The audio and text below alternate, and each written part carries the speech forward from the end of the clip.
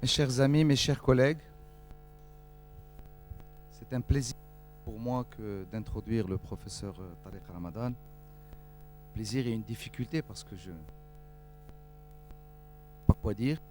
Par modestie, quand j'ai demandé au professeur Tariq Ramadan, il m'a dit il suffit de dire que je suis enseignant, que je suis professeur, mais ça c'est la modestie que vous connaissez. Et donc, en quelques mots, professeur Tariq Ramadan est suisse-égyptien. Il est professeur, écrivain, philosophe. Il est professeur des études islamiques contemporaines à la faculté des études orientales à Oxford, en Angleterre. Il est directeur du centre de recherche sur la législation et l'éthique islamique à Doha, Qatar. Et il est bien sûr auteur de plusieurs livres que la plupart d'entre vous connaissent.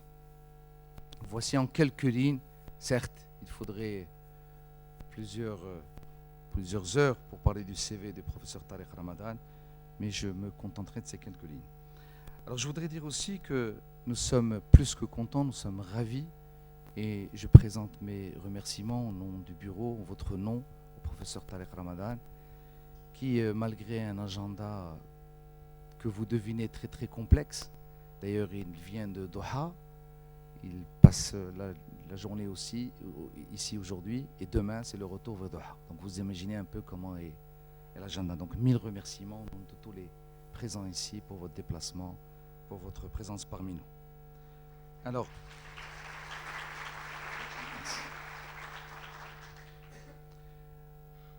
c'est la clôture du 36e congrès, et depuis quelques années, la philosophie de la conférence de clôture, c'est de traiter une thématique qui est à cheval entre la médecine et le côté éthique, le côté philosophique, et tout ceci pour donner une dimension un peu plus humaine, philosophique à notre métier et ne pas se cantonner uniquement dans les pathologies médicales. C'est dans ce sens que le bureau réuni il y a déjà un semestre ou un peu plus. On était en train de réfléchir à une conférence de clôture.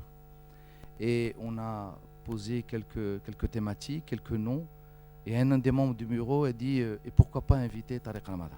On a tous souri, on a dit tiens, on va prendre note, mais probablement que ni son agenda ni ne permettrait de l'avoir à un congrès de la SMAD. Mais on a préféré être pragmatique et on a écrit au professeur Tariq Ramadan en expliquant le congrès, la philosophie, ce qu'on voulait. Et la surprise, la bonne nouvelle est tombée un mois plus tard avec une réponse positive qui nous a ravis bien sûr nous tous. Et le voici parmi nous aujourd'hui à Marrakech pour cette conférence de clôture. Voilà. Et donc sans plus tarder, je passe tout de suite la parole au professeur Tariq Ramadan, que je remercie encore une fois.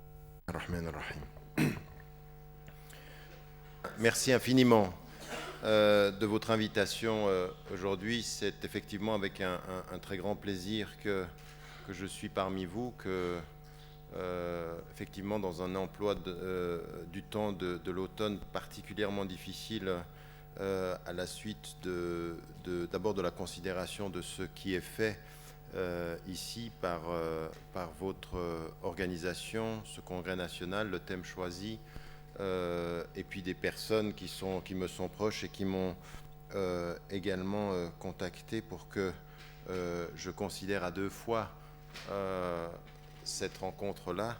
Eh bien, alhamdoulilah, nous sommes là aujourd'hui et j'en suis content. J'en suis content parce qu'également, ça touche un travail dans lequel je me suis concentré maintenant depuis un certain nombre d'années. Si vous suivez un tout petit peu les travaux, il y a une trentaine de livres qui ont été écrits et beaucoup ont été écrits sur le fiqh. Par exemple dans les sociétés majoritairement musulmanes comme dans les sociétés occidentales, et puis depuis un certain nombre d'années, à la suite d'une réflexion fondamentale sur les limites de notre éthique appliquée, j'en suis arrivé à questionner l'usul, c'est-à-dire les fondements du droit et de la jurisprudence musulmane, et puis de promouvoir quelque chose dont nous avons aujourd'hui besoin et qui est le centre de la discussion qui est à la nôtre aujourd'hui ici, c'est l'éthique islamique appliquée. Et le centre du Qatar, qui est le Markaz al-Dirasat al-Tashri' al-Islami wal-Akhlaq, c'est-à-dire le centre sur la législation islamique et sur l'éthique, eh bien, qu'on touche à 10 chantiers. Un de ces chantiers, c'est la médecine et la bioéthique. Comment approche-t-on les questions contemporaines? C'est vrai pour toutes les questions. C'est vrai aussi, si vous êtes au courant et que si vous suivez les travaux, comme vous êtes des praticiens, comme vous êtes des médecins pour la plupart d'entre vous, dans votre domaine, vous allez vous apercevoir que dans la relation entre les médecins et les savants musulmans, il y a eu un travail considérable qui a été fait dans l'adaptation de la fatwa, c'est-à-dire de l'opinion légale spécifique à des situations données. C'est une grande avancée et sans doute le domaine de la médecine est le plus avancé, reste quand même des situations tout à fait singulières. Et celle qui nous concerne aujourd'hui, elle est singulière parce qu'il ne suffit pas d'avoir une opinion légale quand on traite avec le médecin. Tous les médecins le savent. On peut connaître les limites, comment s'approcher des limites, comment gérer les limites, comment gérer la traduction de ces limites, comment se questionner par rapport à sa déontologie médicale. Eh bien, ce sont des questions qui doivent être posées. Et je commence par dire dans l'introduction ce que je vais répéter dans la conclusion. Vous ne vous rendez pas compte de là où vous êtes, quand vous êtes médecin, quand vous êtes en contact avec le malade, quand vous êtes en contact et que vous gérez la maladie, combien de votre pratique naissent des questions dont il faut absolument que ceux qui s'occupent du rapport au texte aient connaissance. On ne peut plus aujourd'hui accepter cette espèce de fossé qu'il y a entre la pratique concrète qui met en évidence que certaines réponses données à partir du texte ne correspondent plus à ce que l'on vit par rapport à la technologie, par rapport au savoir contemporain et en plus à la relation au patient. La relation au patient, elle est multidimensionnelle. Un patient ne vient pas de nulle part, il ne vit pas nulle part, et le médecin n'est pas, lui non plus, issu d'un vide culturel ou d'un vide religieux. Et vous avez deux univers qui se rencontrent, qui sont basés sur des règles de déontologie, puis ensuite sur la culture, sur les sensibilités. Et dans la discussion que nous avions eue juste avant, on a eu l'occasion aussi de traiter un tout petit peu, de discuter un tout petit peu de cela et de voir combien les choses ne sont pas faciles parce que ça pose énormément de problèmes de conscience. Et les problèmes de conscience touchent tous ces domaines-là. Alors, j'en viens directement à mon sujet puisque 45 minutes pour traiter d'un sujet comme celui-ci, ça n'est pas suffisant en tant que tel, mais je vais essayer d'aborder des points qui sont à la fois des points critiques et des points introductifs. Donc, si tout n'y est pas dans l'exposé lui-même, il vous appartiendra dans les questions de pouvoir revenir et d'approfondir ces questions-là. Et puis, il est évident que nous ne pourrons pas épuiser l'ensemble des dimensions. La première des questions, et en particulier quand on aborde la question du cancer, ou quand on aborde toutes les maladies qui sont soit scientifiquement, soit psychologiquement perçues comme des maladies qui annoncent le terme, qui annoncent la fin. Ces maladies-là, quelles qu'elles soient, et vous pouvez vous rendre compte qu'il en est certaines, pendant des années c'était aussi toute la question qui était liée au sida par exemple, où j'ai pu faire des formations avec des médecins à l'île Maurice pour me rendre compte de combien était difficile leur réalité. Eh bien, qu'est-ce que cela questionne? Qu'est-ce qu'il faut inductivement, à partir de la maladie, poser comme domaine, comme chantier de réflexion? Il en est en tout cas 4 qu'il faut mettre en évidence. Le premier, d'abord, en tant que tel, c'est effectivement le rapport à la maladie, ce qui est la vie quotidienne du médecin. C'est-à-dire la maladie en tant que telle, ce qu'elle dit, sa signification, comment elle peut être perçue. Parce que vous savez que même d'un point de vue islamique, la maladie, elle a deux faces. Elle peut être perçue comme la maladie qui touche, est perçue comme la réponse à une culpabilité, ou elle peut être perçue exactement à l'opposé, puisqu'on connaît le hadith du prophète qui dit que Dieu met à l'épreuve ceux qu'il aime. Et donc la maladie peut être ce dernier élément qui vous permettra la purification avant de retrouver l'unique. Donc la qualification morale de la maladie est multidimensionnelle. Elle ne dépend pas simplement d'un hadith que l'on cite, elle dépend de la psychologie qui le reçoit et de la vie qui l'intègre. selon ce que vous avez vécu, la maladie est perçue comme j'avais besoin de ça pour m'en sortir, ou alors, voilà encore un autre problème qui va me finir. Oui, et ça dépend de vos vies, de votre relation. Donc la question de la maladie en tant que telle, le rapport à la maladie. Le deuxième chantier qui est déterminant, bien entendu, c'est le rôle du médecin, et ça c'est une chose qui vous concerne au premier chef, c'est comment être, qui être et comment agir. Et puis, bien entendu, dans le rôle du médecin, ce sont ses obligations. Ce sont des obligations. Il y a des termes d'obligations qui sont des obligations scientifiques. Elles peuvent être des obligations légales, selon là où vous êtes, dans le pays dans lequel vous êtes, et puis des obligations morales. Et ça, les obligations morales, c'est ce qui va nous intéresser ici. Les obligations légales concernent votre rapport à la législation du pays. Quant aux obligations scientifiques, c'est des choses que, normalement, en tant que médecin, vous devriez avoir intégrées. Si ce n'est pas le cas, vous êtes dangereux. Donc, troisième des domaines, c'est celui du droit des patients. Et ça aussi, c'est très important. Le droit du patient, ça c'est D'ailleurs, du point de vue médical, c'est déterminant. C'est-à-dire qu'effectivement, dans toute la pratique et la déontologie médicale, même implicitement ce qui était le serment d'Hippocrate et ce qui a donné, derrière certaines choses qui sont mises en évidence sur l'obligation du médecin, il y a le droit du patient aussi, par rapport à la façon dont il doit être traité, ou elle doit être traitée. Et donc ici, on l'a dans la pratique médicale, mais on l'a aussi dans les considérations islamiques. C'est-à-dire que quand vous traitez quelqu'un qui est malade, il a des droits. Et en particulier, si vous savez quelque chose qui peut lui permettre d'être mieux, d'être bien et de pouvoir vivre, c'est des choses qu'il faut savoir considérer. Il n'y a pas de règle unique, parce qu'encore une fois, ce qui peut être bien pour un patient ne le sera pas forcément dans l'autre. Il a le droit d'être bien traité, mais bien traité ne se fait pas toujours de la même façon, comme vous le savez dans votre pratique quotidienne. Et puis, un autre ère qu'il faut considérer, c'est celle qui va impliquer la culture et la religion. La culture et la religion. Pourquoi ? Parce qu'on ne traite pas les patients dans un vide, on les traite dans un autre. Et si le sujet a été le cancer dans le monde arabe, c'est bien qu'implicitement, on a bien compris que le monde arabe pose des questions culturelles et des questions religieuses. Donc on est bien conscient que les choses se traitent. Il y a des choses qui sont tout à fait naturelles et acquises dans certaines sociétés, on ne les aborde pas de la même façon. Je veux dire que n'importe quel médecin sent très souvent que dans la vie quotidienne, le rapport qu'il a au médecin, à son patient et à sa famille va différer culturellement. Vous voyez, les codes sont différents, les traductions des problèmes sont différents, et puis tout ceci, on n'est jamais meilleur médecin psychologiquement que quand on fonctionne dans son ère culturelle, dans sa propre ère culturelle, qu'on connaît les codes, le dit et le non-dit, ce qu'il faut dire et ce qu'il ne faut pas dire.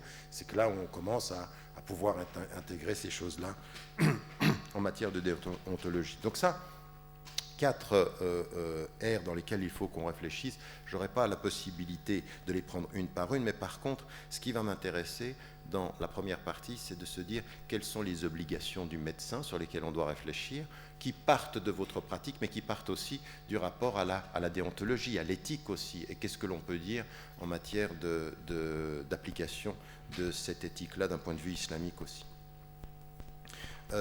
Et donc, ce qu'il faut absolument produire de façon beaucoup plus spécifique par rapport à ces 4 questions-là, ces 4 aires d'études dont je viens de parler, c'est effectivement ce qui doit aujourd'hui, dans le monde majoritairement musulman, merci, dans le monde majoritairement musulman, c'est ce que j'ai appelé dans l'ouvrage La réforme radicale, et il y a tout un chapitre sur la question médicale, parce que j'ai pris beaucoup de temps à étudier ce qu'avait fait l'association de l'Organisation internationale de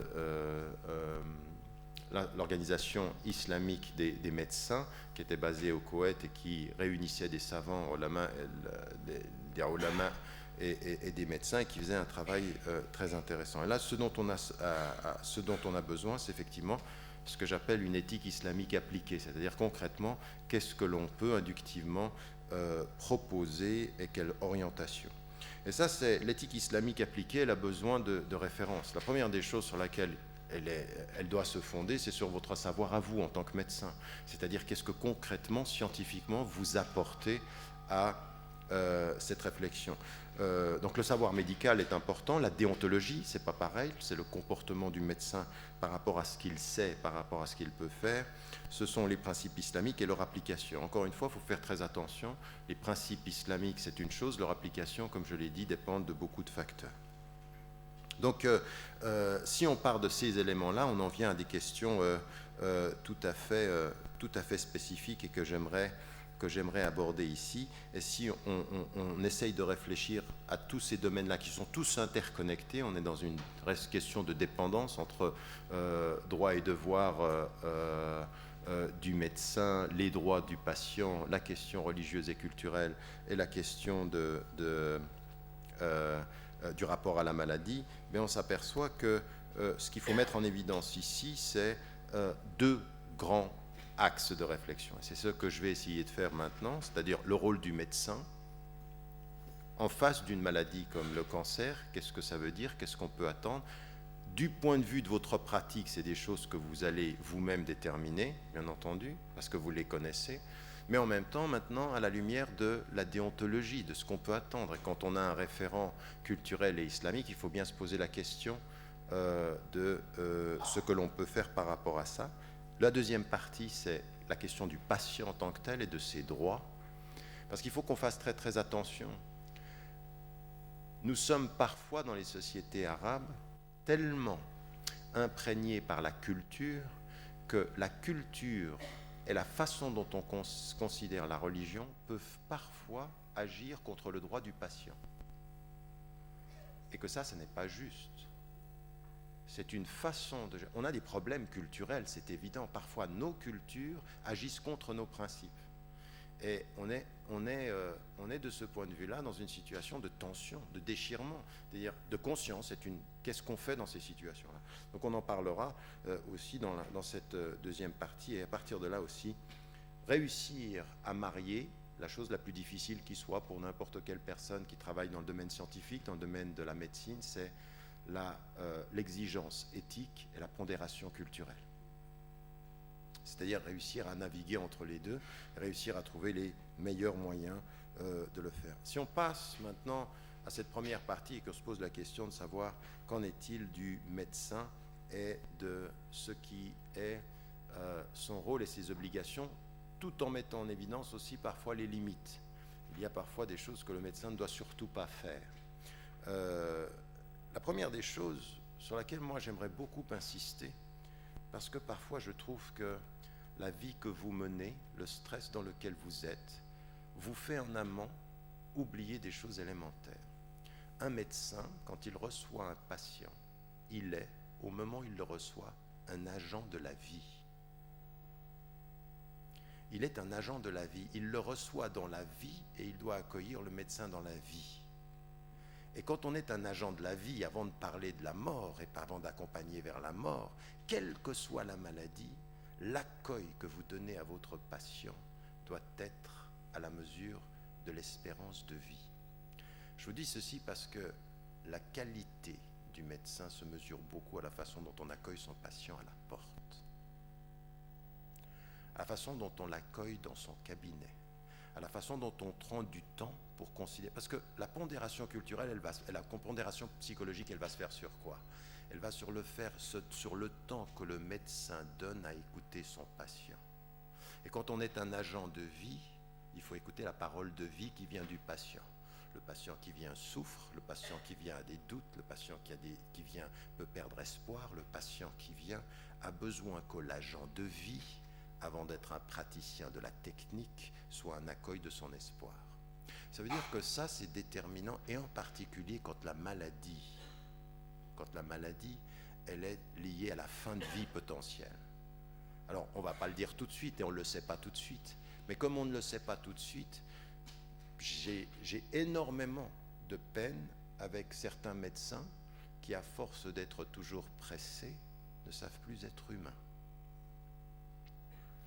À force de compter le patient ou les patients, finissent par ne plus considérer la qualité. Et c'est une démarche fondamentale, d'un point de vue de l'éthique musulmane, de dire votre médecin n'a pas de couleur. Il est blanc, il est noir, il a la dignité humaine.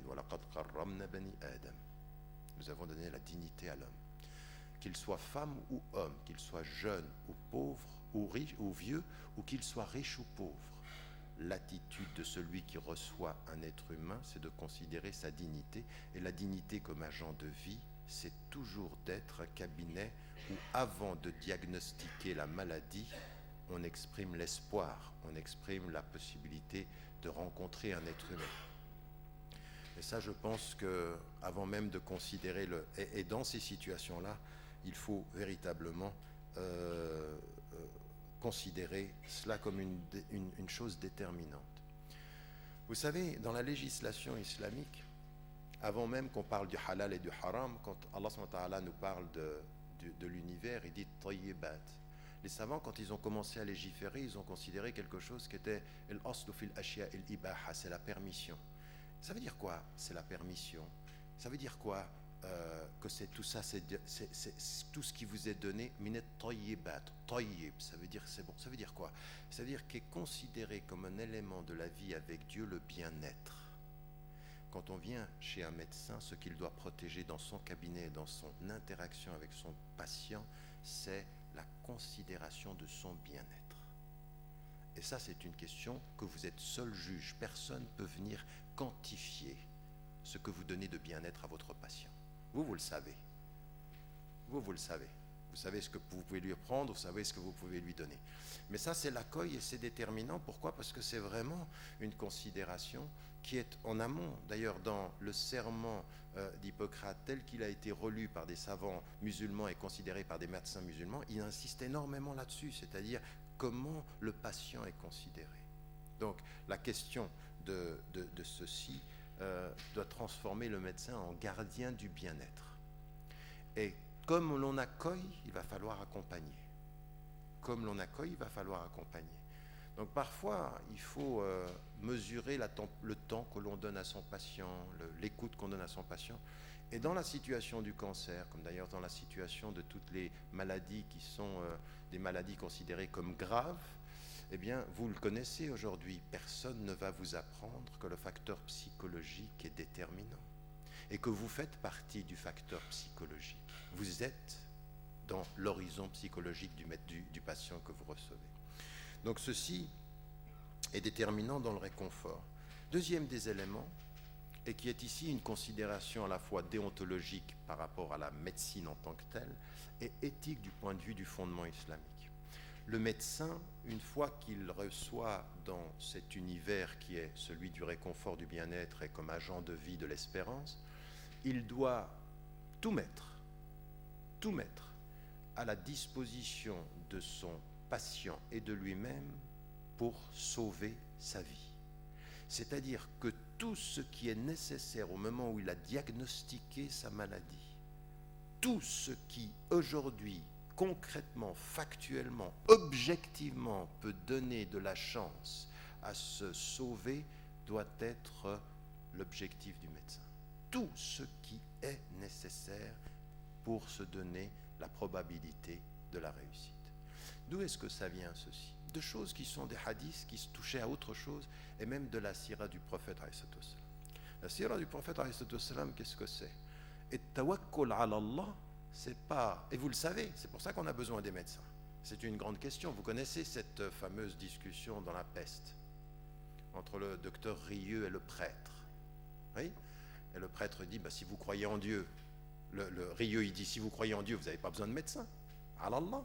Vous avez même un hadith de cette femme qui demande au prophète de prier pour qu'elle soit sauvée. Il dit, je peux prier pour que tu sois sauvé ou simplement prier pour que tu ailles au paradis. Il dit, simplement prie. Au bout du compte, prie pour que quand j'ai la crise d'épilepsie, je ne me découvre pas.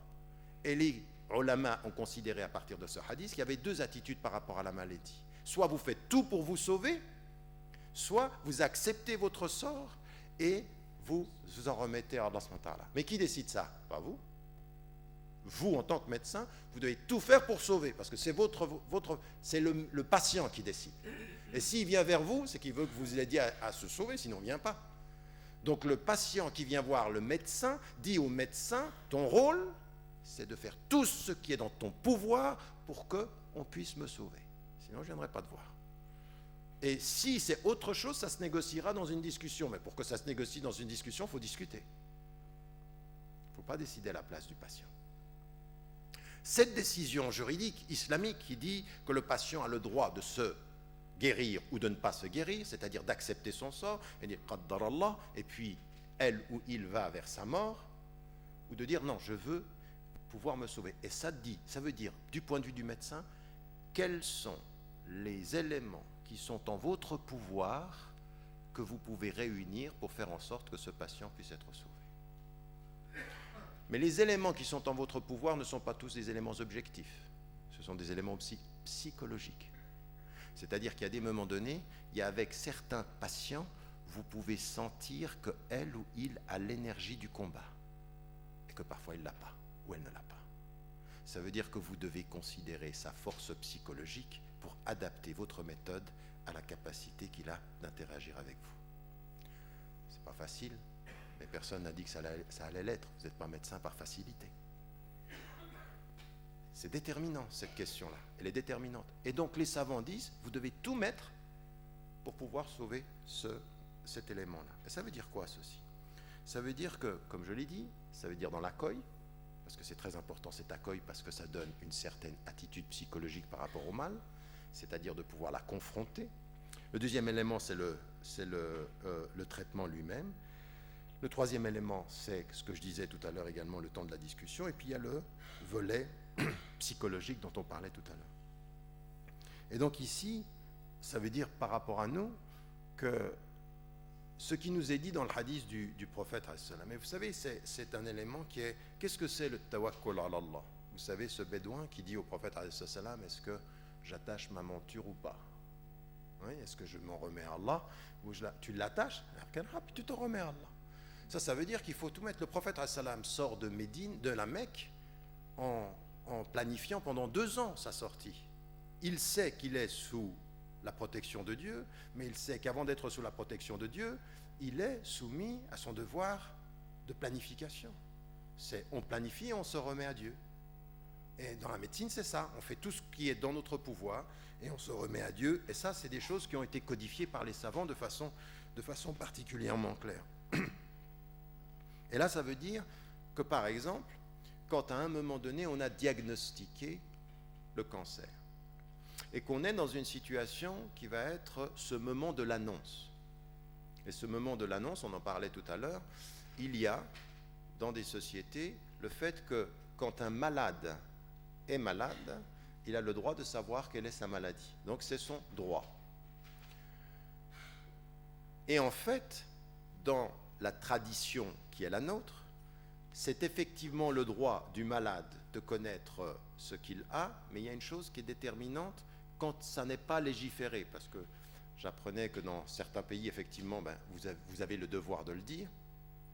Dans notre tradition, quand il n'y a pas de texte légal, qu'est-ce qui va induire le fait de dire ou de ne pas dire que le patient est malade? Eh bien, c'est cette condition préalable qui est de dire, de lui donner à lui tous les moyens qui lui permettront de se sauver. Donc, si à partir d'un certain moment, on s'aperçoit dans la discussion avec le patient que de le dire, ça le fortifie, ou de le dire, ça l'annihile, c'est la décision du médecin qui connaît son patient. Il n'y a pas de règle absolue par rapport à ça, mais c'est déterminant ceci. Pourquoi? Parce qu'effectivement, on le sait aujourd'hui, on a d'énormes situations, de nombreux cas où parce que le médecin a su, le patient a su, ça lui a donné une énergie spirituelle, psychologique, qui lui a permis d'aller plus loin et parfois de prolonger son temps de vie. Et que parfois, ce n'est pas comme ça que les choses se passent. Mais pas simplement par rapport à lui, parce que là, c'est ce qu'on disait tout à l'heure dans notre discussion également, parfois, c'est l'environnement familial et culturel qui fait que ce qui pourrait vous donner seul de la force vous donne familialement une faiblesse. Et donc il faut mesurer ceci. Mais ce qui doit être en amont votre considération, c'est avez-vous agi en conscience pour donner à ce patient X ou Y les moyens nécessaires de faire face à ce qui le touche. Ça, c'est votre responsabilité. Et personne ne pourra vous dire, il n'y a qu'une réponse à cela. Ça dépend aussi du patient. Mais parce que, là aussi, d'où ça vient ceci dans notre tradition d'éthique musulmane? Ça vient du fait que le prophète ﷺ était parfois questionné par des personnes différentes sur la même question et qui donnaient des réponses différentes. Pourquoi? Parce que la fatwa, elle n'est pas exportable. La fatwa, elle est liée à toi, ici, à ce moment-là. Et pour toi, ça, c'est nécessaire. Pour d'autres, ce ne sera pas la même chose. Donc le principe, quel est-il? C'est comme ça que fonctionne le fiqh. Le fiqh, il fonctionne toujours avec un principe supérieur. Tout ce qui doit permettre au patient de s'en sortir, tous les instruments doivent lui être donnés. Quel instrument? Ça dépendra du patient. Et donc on est là dans le problème de l'application, différenciant en fonction de qui est touché, comment il est touché, comment il réagit à la question. Mais ça, c'est une question qui est déterminante. Donc la question de l'annonce, elle est importante. La question de la personne et la question du médecin, de comment est-ce que les choses vont se passer de ce point de vue-là, et il faut le considérer. Donc, on est bien d'accord qu'en matière d'éthique islamique appliquée, ce qui doit être déterminant, c'est comment faire pour armer le patient par rapport à ce qui le touche, pour lui donner les meilleurs moyens de faire face. Et là aussi, qu'est-ce qui va déterminer les choses? C'est que tous les stades du cancer ne sont pas aux mêmes. Il y a des moments donnés où il va falloir, on est vraiment au stade terminal. Donc, dans le stade terminal, considérer ce dont il a besoin pour pouvoir vivre les dernières semaines ou les derniers mois va être différent que si on est au début du processus. Tout ça va déterminer une attitude. Mais encore une fois, il n'y a pas de règle, si ce n'est celle, je te donne les meilleurs moyens et c'est mon obligation de te donner les meilleurs moyens de faire face dans ce que tu sais et dans la façon dont tu dois agir par rapport à cela. Et ça nous amène directement dans le monde arabe également à la question de l'entourage. Alors, on me le dit et on me l'a répété cet après-midi, mais je l'avais déjà souvent entendu, c'est que c'est vrai que dans le monde arabe, vous ne parlez pas qu'à un patient, vous parlez à une grande famille. Parfois où tous sont d'accord, ou parfois il y a des intérêts et des sensibilités contradictoires. Et donc ça rend les choses difficiles. Le principe, il est celui-ci, et c'est là où il faut être capable de faire trois choses. Et là aussi, dans la législation islamique, la famille a un droit. Mais le droit de la famille commence là où s'arrête le droit du patient. Vous avez un exemple avec les organes, par exemple, le don d'organes, tout ce qui concerne le don d'organes, ne seront questionnés sur le don d'organes du mort la famille que quand le mort aura soit donné une opinion, soit laissé une opinion libre, mais tant qu'il s'est exprimé, la famille ne parle pas. Donc avant de questionner la famille, on questionne le patient. La famille n'a pas le droit sur le patient qui est celui de prendre la décision pour lui.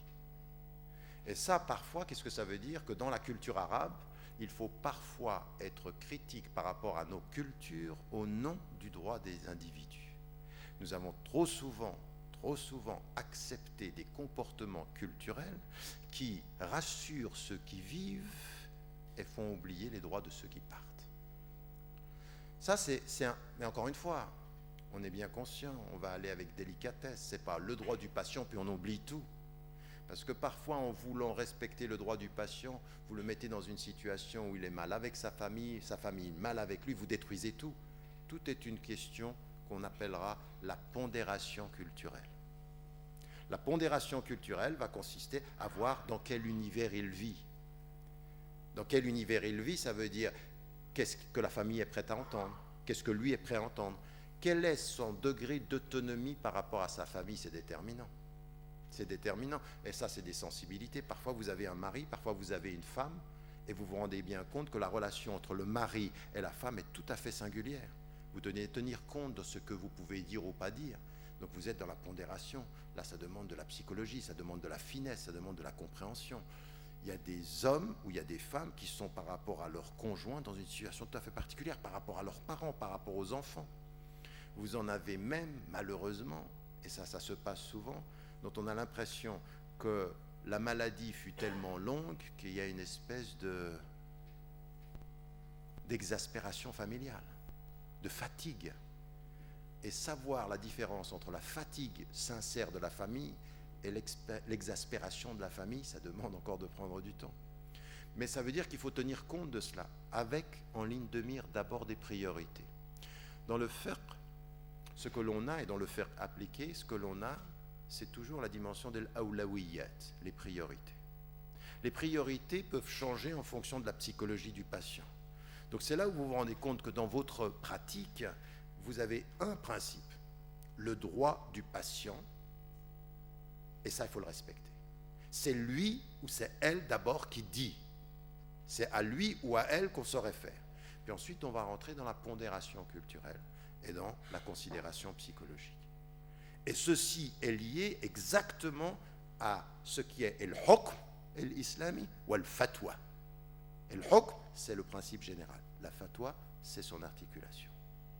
Et la fatwa va être psychologique. Il y a des savants par rapport au viol qui vont voir des femmes, et la femme vient, et la façon dont elle est, parce que le principe, c'est on ne va pas vers l'avortement. Ça, c'est le principe général. Mais d'un point de vue islamique, ensuite, comment ça se traduit, c'est qu'il y a énormément de situations où on peut aller dans cette situation Et là, parfois, il y a des femmes sur lesquelles leur situation, après des situations graves, comme par exemple ce qui s'est passé en Bosnie dans les années 80, où le fait de donner la permission d'avorter après un viol, qui est ma position, moi, légitime, je pense que quand il y a viol, il y a la possibilité d'abord d'avorter, et non pas le contraire, c'est-à-dire que ne pas avorter, c'est une exception, ça dépendra aussi de la psychologie de la femme sur ces questions. Parce qu'il y a des femmes qui n'ont pas voulu. Il y a des femmes dont leur rapport à l'avortement, à leur corps, a fait que même violées, elles ne voulaient pas avorter. Donc elles changent l'ordre de la considération. Mais ça vient d'où ça ? De leur psychologie. Mais ça, vous le savez, dans le fiqh, on l'a ahl al-azima, c'est-à-dire ceux qui prennent le dur, ahl al-rukhsa, c'est-à-dire ceux qui prennent l'allègement. Mais ça tient à quoi, ceci ? À la psychologie de la personne. Exactement ce qui se passe avec cette femme qui demande au prophète sallam, fais une dua pour moi. Et donc, il jauge en fonction de tu peux faire ça ou tu peux faire ça. Donc, ici, le rapport à la famille, ça va être une détermination fondamentale, mais encore une fois, du point de vue du patient, on est bien d'accord que ces droits-là, ils doivent être... et c'est votre conscience. C'est votre conscience. Avez-vous respecté les droits du patient d'abord, de pouvoir dire et de pouvoir réagir, et de pouvoir aussi s'en sortir parfois ou d'agir par rapport à cela. Et donc, cette considération-là, elle est particulièrement importante. Troisième des domaines sur lequel le rôle du médecin va être important, et moi j'ai été choqué de ce que j'ai entendu par rapport à ce qui peut se passer parfois dans les hôpitaux au Maroc. Mais il y a une chose qui est importante, quand on est en fin de vie, ou quand on est fait face à la vie, en particulier dans les sociétés arabes, dans les sociétés majoritairement musulmanes, c'est vrai qu'il y a une considération qui va être celle de la religion, c'est-à-dire de comment la personne voit ceci. On peut, à partir d'un certain moment, considérer, et on doit considérer que ce n'est pas notre affaire. C'est-à-dire, on ne prie pas à la place de la personne. Ce n'est pas à nous de faire ça. Ce n'est pas à un médecin de faire ça. Mais la question c'est que parmi les droits du patient qui vient et qui croit, il doit y avoir le droit de pouvoir avoir accès à la prière, à la spiritualité qui détermine sa vie. Et donc, j'étais à la moitié là.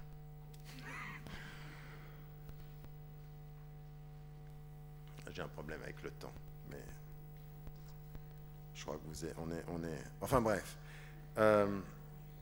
Qu'est-ce que je disais ?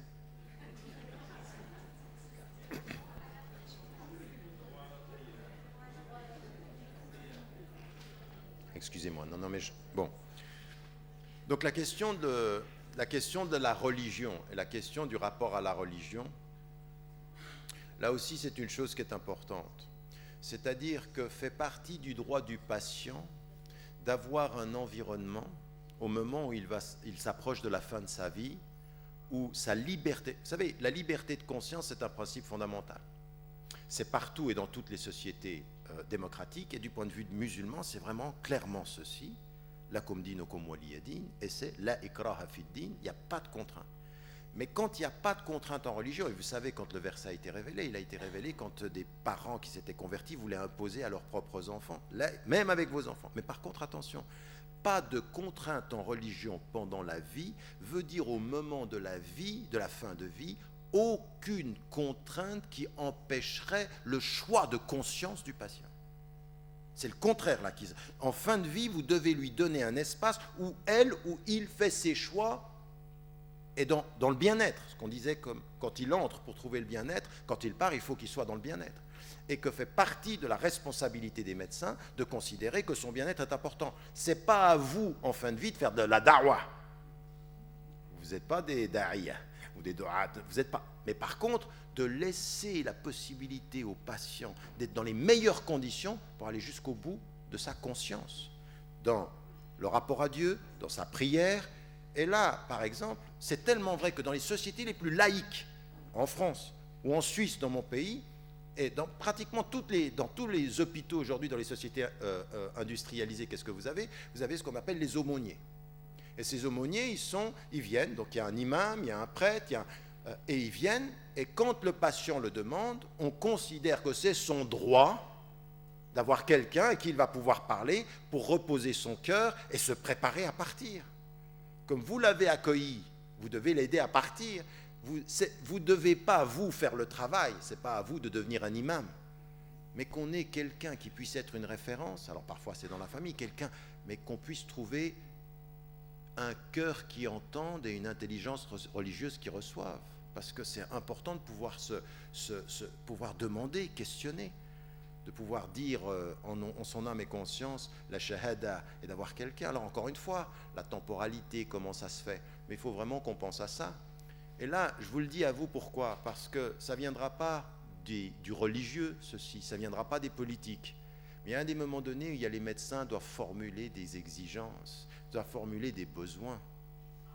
Doivent formuler des besoins parce que ce mal-être juste avant de partir, où on ne donne pas les conditions optimum pour quelqu'un de pouvoir répondre au sens qu'elle ou il donne à la vie, est important.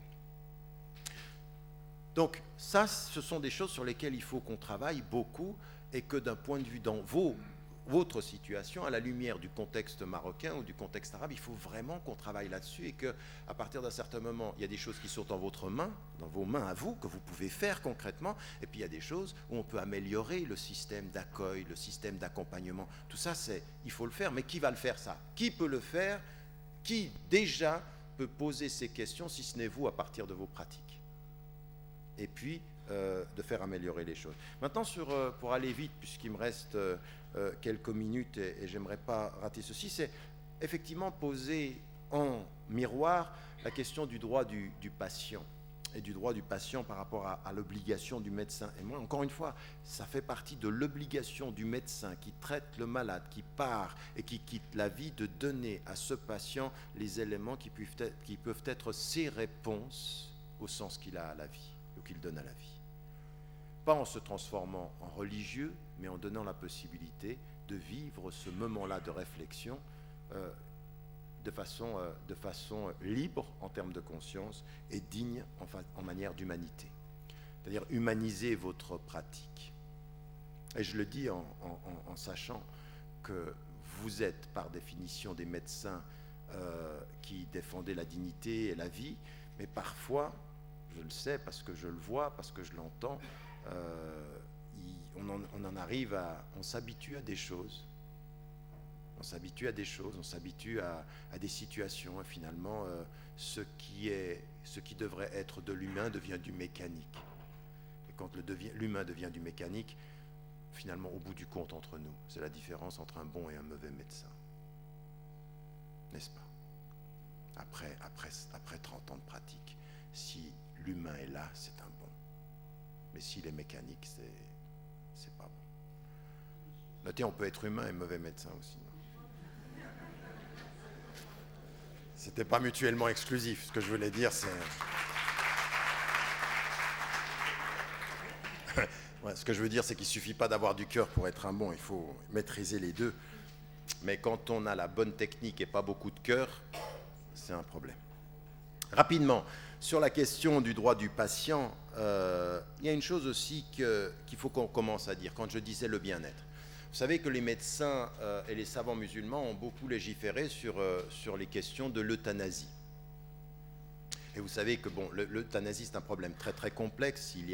Les premières catégories sont divisées en deux, c'est-à-dire l'euthanasie active et l'euthanasie passive. Ensuite, on a 4 réalités, l'euthanasie active, directe et indirecte, passive, directe et indirecte. Puis ensuite, on a 9 catégories. Donc, quand j'étais à la Commission européenne, dans la commission d'éthique, et qu'on parlait de ceci, c'était particulièrement concret. Par contre, ce qu'on a du point de vue des médecins, c'est que l'euthanasie passive, directe et indirecte, sont des réalités qui sont acceptées en islam. Et qu'est-ce que c'est en fait qu'est-ce qui a été accepté très très rapidement par les savants musulmans? C'est que la question de la souffrance avant de partir n'est pas une obligation. C'est-à-dire, c'est pas parce que vous souffrez plus que vous vous purifiez davantage. Ouais. Donc on peut agir sur le patient pour amoindrir ses souffrances. À partir du moment où un médecin détermine le fait qu'on est en situation de fin de vie, c'est-à-dire qu'objectivement la situation est irréversible, on est au stade terminal, et puis que le patient peut souffrir, administrer des médicaments, de la morphine à des doses qui vont accélérer le processus de fin de vie est permis en islam à partir du moment où en amont les médecins ont déterminé qu'on était en situation terminale. D'accord? Donc on est dans des situations qui ont été légiférées, c'est-à-dire qu'on est allé jusqu'à... Qu'est-ce que ça veut dire ça? Qu'est-ce qu'on en retire comme réflexion fondamentale? Le fait que dans le bien-être et dans l'accompagnement, on va travailler à amoindrir les souffrances du patient à la lumière du savoir scientifique. C'est-à-dire que le savoir scientifique, c'est le paramètre, c'est pas la fatwa. Le savoir scientifique, c'est est-on oui ou non en situation de fin de vie? Est-ce qu'il y a une probabilité de réversibilité? S'il en est une, on n'est pas en situation de fin de vie. Et si on entre dans ce processus-là, on est dans une situation où on va aider le patient par des médicaments, par un accompagnant, à être dans une situation où on va amoindrir ses souffrances.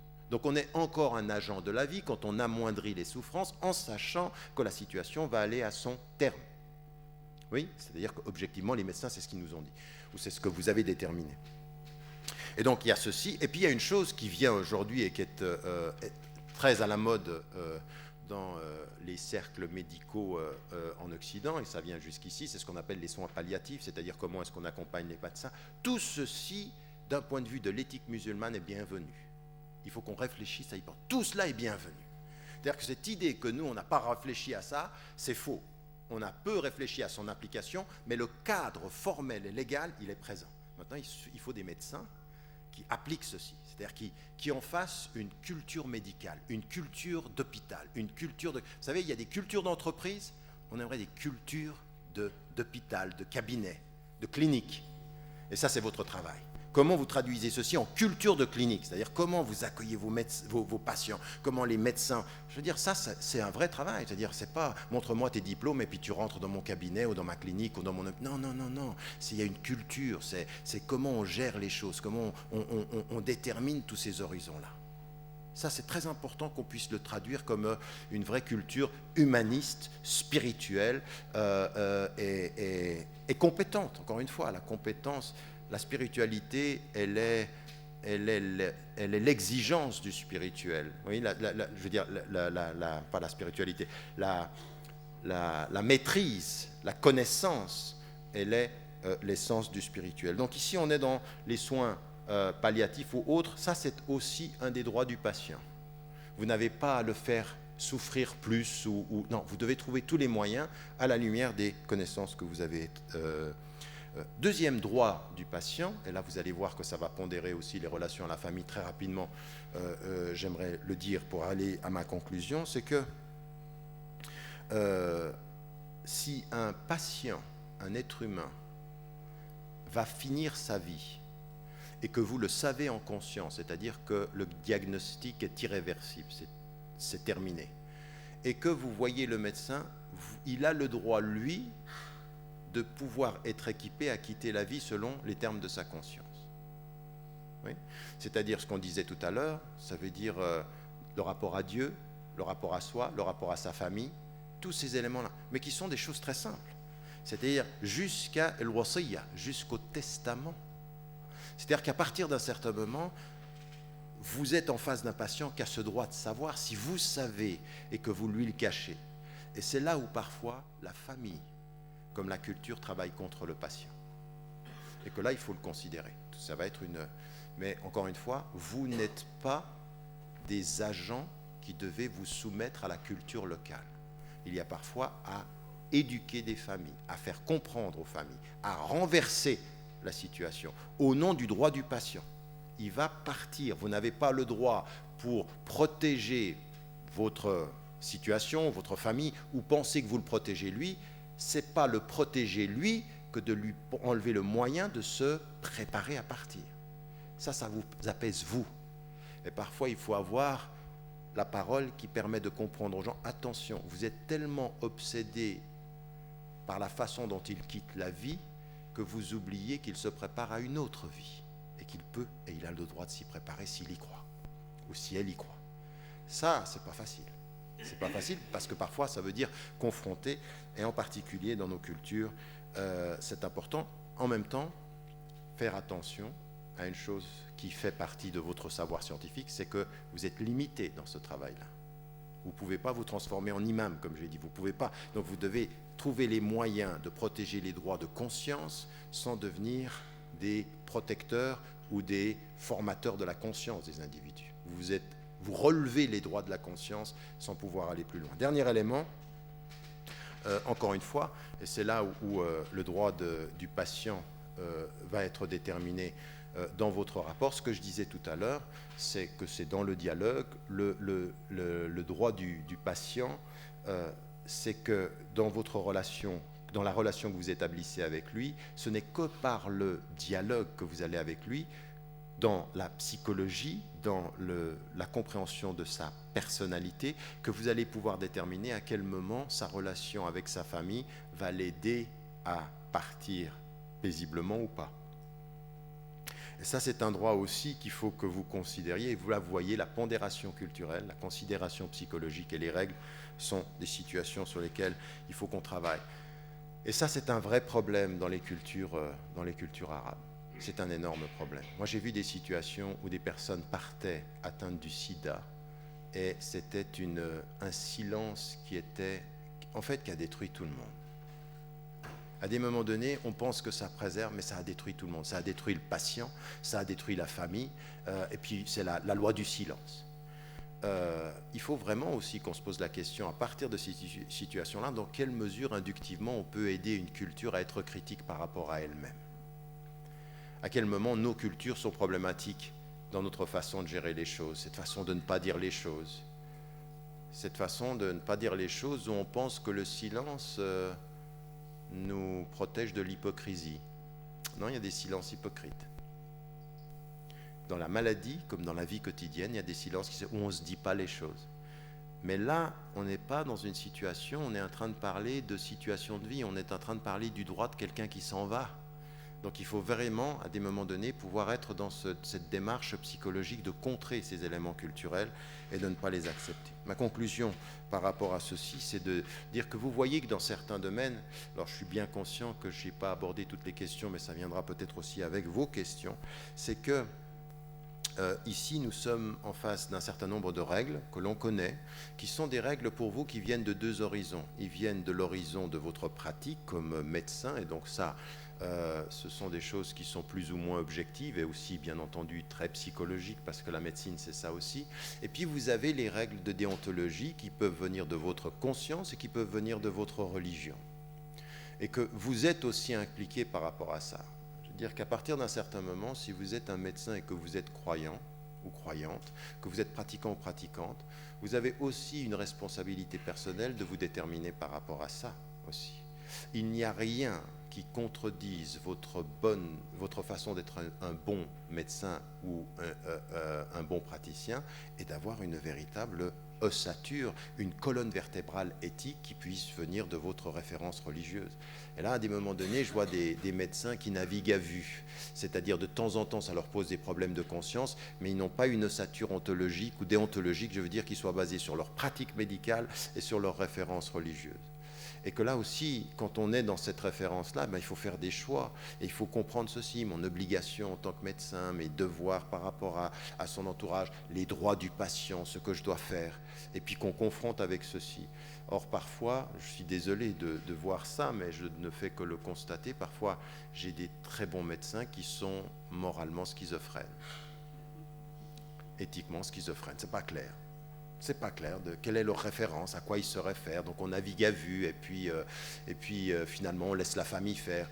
On peut pas, je veux dire, on peut pas. Un patient, c'est une vie et je veux dire, il faut quand même vous rendre compte qu'à des moments donnés, dans votre façon d'avoir traité un individu devant Dieu, je veux dire, pour quelqu'un qui croit, ça peut être votre élection comme votre perte. Un patient que vous avez maltraité, dont vous n'avez pas considéré le miroir qu'il était pour votre propre conscience et vos propres valeurs. C'est ça que ça veut dire. On parle de ça aujourd'hui. On ne parle pas de quantité. Je veux dire, vous pouvez avoir sauvé 10 patients, mais s'il y en a une femme, un homme, qu'en termes moraux et déontologiques, vous n'avez pas respecté dans son droit et dans son accompagnement, c'est ça qui est le plus important. On n'est pas en train de parler de... C'est pas un calcul comptable de qui on a sauvé, c'est comment certaines personnes auraient à un moment donné pu trouver en vous l'accompagnement.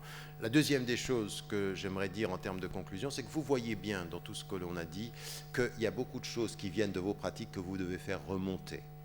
Dans le centre qu'on a établi maintenant, moi, pourquoi est-ce que je veux avoir des médecins et pourquoi on est en train d'aujourd'hui d'avoir un network de médecins au niveau international? Quand je suis allé en Afrique du Sud, j'ai fait la même chose. Des rencontres comme celle-ci, je veux faire remonter les questions des médecins pour qu'on puisse venir à une éthique appliquée islamique qui soit un tout petit peu substantielle, qui soit pratique, qui soit possible, pas des grandes théories, mais des choses très très concrètes. Et ça, ce dont on parle là maintenant, ces questions-là, elles doivent remonter, et vous avez à établir aussi une somme de besoins que vous pouvez avoir dans votre pratique pour que ce dont on est en train de parler là puisse être viable, que vous puissiez. Donc il faut que vous vous sentiez un tout petit peu plus responsable dans la production de l'éthique appliquée dans le domaine de la médecine. Quelles sont les questions auxquelles vous êtes confrontés, auxquelles on a besoin de répondre, et qu'on a besoin de répondre entre des éthicistes, entre des ulama, entre des philosophes, qu'on puisse, et en termes de société aussi. Aujourd'hui, clairement, en tant que médecin, quelles sont les pratiques et les règles et les législations qui au Maroc, puisque vous vivez au Maroc, ne vous permettent pas de répondre à ces exigences éthiques aujourd'hui? Est-ce qu'il y a, oui ou non, des règles qui vous en empêchent ou des dispositions politiques qui vous empêchent de faire votre travail? Si c'est le cas, vous avez l'obligation morale de faire un travail de construction, de poser ces questions. Vous ne pouvez pas être impatient en disant c'est le législateur ou c'est la politique et puis moi je fais mon travail dans les limites. Attendez, je fais mon travail dans les limites de ce qui m'est